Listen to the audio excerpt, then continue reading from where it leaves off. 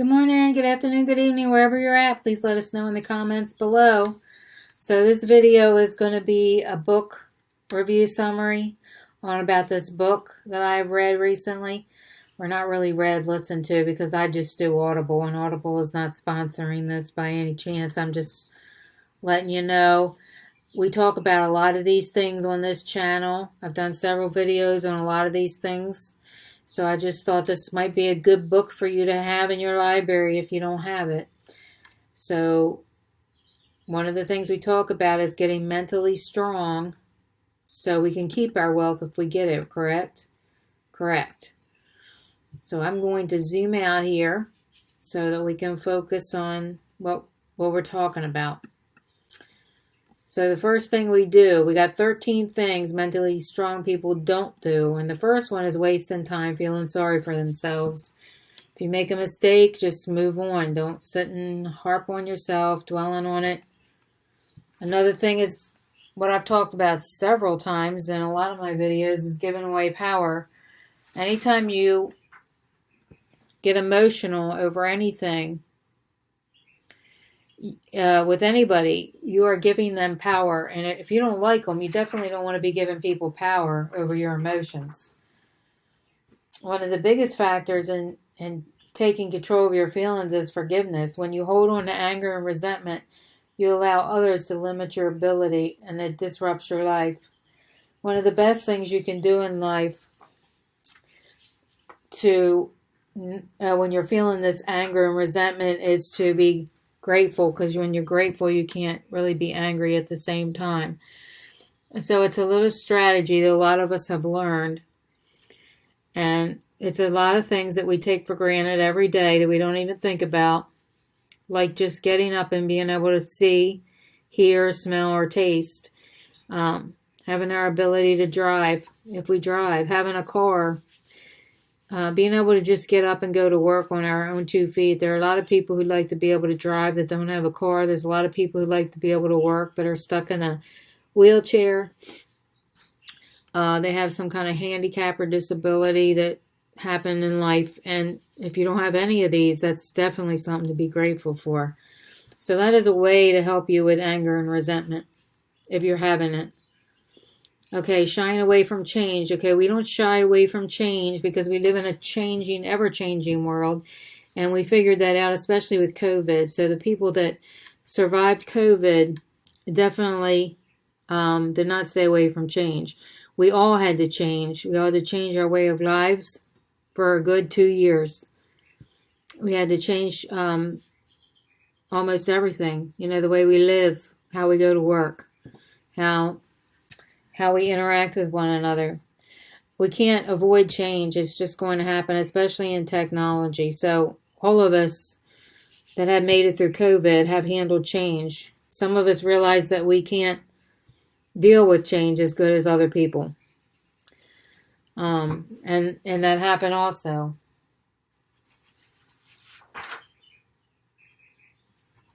If you make excuses to avoid change, you're going to stay stagnant. And progress will never be made. So you don't want to avoid change, especially with technology, because if you don't keep learning things in life, prepare for challenges, you're never going to find success. And I find this especially in technology in my career. If I don't continue to take courses and learn new things in technology, then you're going to start not being able to move up. You're going to hit a point where you're just stuck. Okay, focusing on things you can't control, okay? Back to the COVID thing, this happened quite a bit. There are things that we can't control in life, and it's still going on right now. We got supply and demand going on right now, and we can't control these types of things that are going on. If you don't relinquish control over these things, it's going to end up damaging you and damaging your relationships, and you're going to become unhealthy, and you're going to be wasting a lot of energy worrying about things out of your control. I'll give you an example of this. Is happening to me right now. So April Fool's Day of 2022, I don't know when you're watching this video, I had some neighbors get into a fight, and one of the guys ended up killing his girlfriend and somebody else in the house. And I guess to cover it up, he set the whole house on fire. So now our neighborhood, after it took us about 8 to 10 years to get this neighborhood back up in a good place where people could actually get money and make a lot of money in this neighborhood on their homes,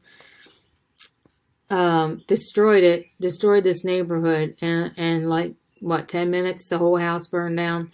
He ended up killing the people that he was fighting with. I mean, it's horrible, and these are things that are out of my control. I have no control over this. It's heartbreaking to see people getting killed and murdered, and on top of that, he destroyed an entire neighborhood just because his emotions were out of control. I mean, they were fighting, he was angry, and this is exactly what I'm talking about. He will spend the rest of his life in jail.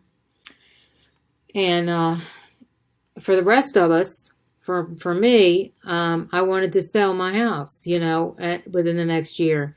Now this is going to be, I'm not going to be able to sell it now because I don't know how long it's going to take them to get this house fixed up. I know it doesn't happen quickly, though. I know that with all that red tape. So this is an example of things that I can't control. I have no control over this. It's disappointing, and as an A-type personality, it could really set me back devastating, where I don't even want to get out of bed because it's messing up my life. It's going to, messing up my life, setting me back in life. But I'm going to find a way to go around it. And that's what you need to do too, by the way. You need to find a way, another way. These things happen for a reason, and sometimes we have no control over it. Worrying about pleasing everybody.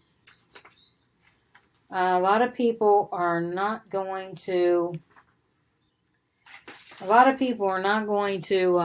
you, no matter what you do. No matter what you do, what you say, how much you kiss their ass, they're still not going to like you. And worrying about it, trying to please them, trying to get a promotion, trying to make them like you for whatever reason, it's going to wear you out. And they still might not like you. Matter of fact, they might think you're more crazy trying to do all that stuff. So don't worry about trying to please everyone. Work on yourself and getting your career and your wealth and all that in order. And it will come to you. People will just want to be around you. You don't need to even try. Fear of taking calculated risks. Now, you should have a fear of taking crazy risk, quick risk, like the hare and the turtle we talked about in another video. You don't want to take risks like that hare.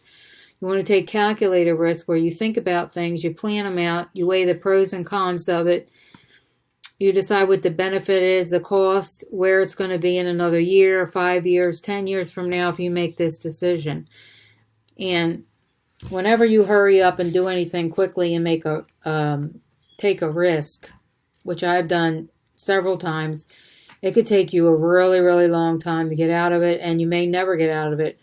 And every bad decision I made in life has been a decision that was made without planning it out. It was just like, I have to get out of here. My emotions, you're giving power.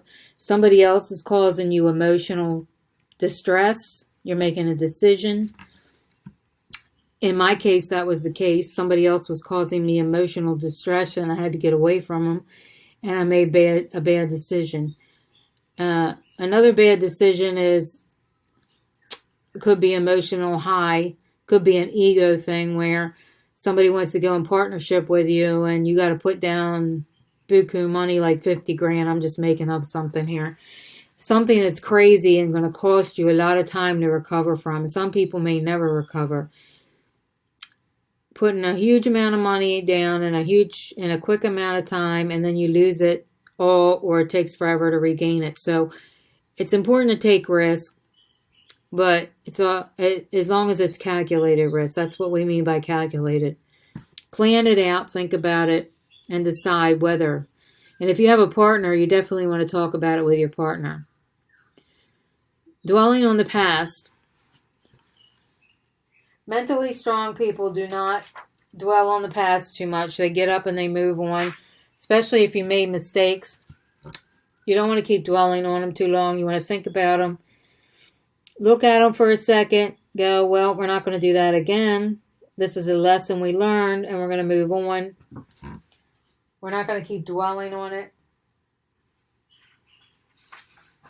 If you had something traumatic happen, and it's taken you a little while, try to remember what you learned from it. Look at it objectively.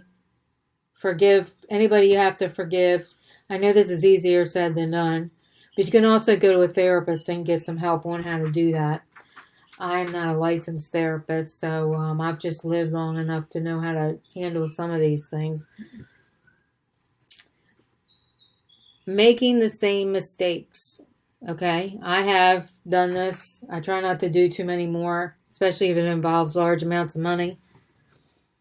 But what you want to do is learn from it and try not to repeat it. I've only repeated the same mistake maybe twice, personally. Resenting other people's mistakes is a big one. This is pretty much jealousy, and we all have some jealousy, let's get real. Things are happening you want to happen in your life, and it's happening to somebody else. Let me just tell you, this is a test. And until you pass this test, you're going to keep getting it over. So you got to learn how to pass this test. I continuously was getting this test in my life. I was seeing other people getting married, getting these amazing men or women in their lives, making babies, having big houses. And sometimes it appears that their life is perfect, but honestly, they have things going on. They just might not be talking about it to you. So don't think for a minute that they don't have issues, because with every new blessing or step you go up, you're going to have new things that are going to come your way that you have to deal with, or you and your partner have to deal with. So just because it seems like they're living a glamorous life, they have a lot of things that are going on that they're probably not talking about. So this is one thing to help you with your jealousy, is to realize that they still have problems. They're probably just covering it up on their Facebook page and putting all the glamorous stuff that's going on. But in reality, if you don't hear from them for a long time on Facebook, they probably got some stuff going on that they're not talking about, because none of us go through life in Disneyland here, unfortunately. So that's just keep that in mind. And you want to try to avoid getting jealous at all if possible, and be happy for them. Mainly because you don't want it to turn to envy. Because if it turns to envy, then envy can turn to you going to jail. For example, envy is not something you want. It's where you go above and beyond and try and kill somebody for somebody else's husband or wife, because you want to be with them. Or you see a car or business they have, and you're trying to keep them from going up in the business, or you're trying to take over the business. A lot of these shows that I watch on TV, these murder mystery shows, a lot of them are based upon jealousy and envy, where they wanted to keep the company. They had an inheritance, and they didn't get the inheritance, and they're going after somebody in the family, and all of that is part of jealousy, envy, and greed. And these are things that you do not, you have to learn to get this emotion under control. Or you could end up losing your life. Not just even wealth, you could lose your life. So you really need to get that under control. And a good story on this is the Reese Cup and Hershey story. One of my favorite candies is the Reese Peanut Butter Cup, and those two were rivals starting out. They had two separate companies. One was the Peanut Butter Cup before the chocolate surrounded it, and the other one was the Hershey. And those two, Reese and Hershey, got together and created the Reese Peanut Butter Cup, and they used to be rivals, and then they came together, put it together, and made some of the world's best candy there is. They surrounded the peanut butter with the chocolate, and look at that. So that's just an example of trying to get along with your rivals. Just remember, you want to stay close to your enemies. And look at what happened when they got together instead of fighting, right? All right, giving up after first failure. We've talked about a lot of this in my motivational videos. I've talked about this. We don't give up. We just keep pushing, and we already know we're going to mess up. We're going to make mistakes. We're going to fail. And learning how to lose is one of the best things you could teach your children, because you're going to lose more than you're going to win, unfortunately. That's why the wins are so great, you know, when we win, because I have had so many rejections, and I still haven't got what I want after yet. But them wins are awesome. Now, fear and time alone. Successfully minded people do not fear time alone. It can be scary, but you really need to do it. You need to get you need to be able to think without any distractions, and hopefully connect with your higher power. Especially if you're going through something, this is the best way to do it.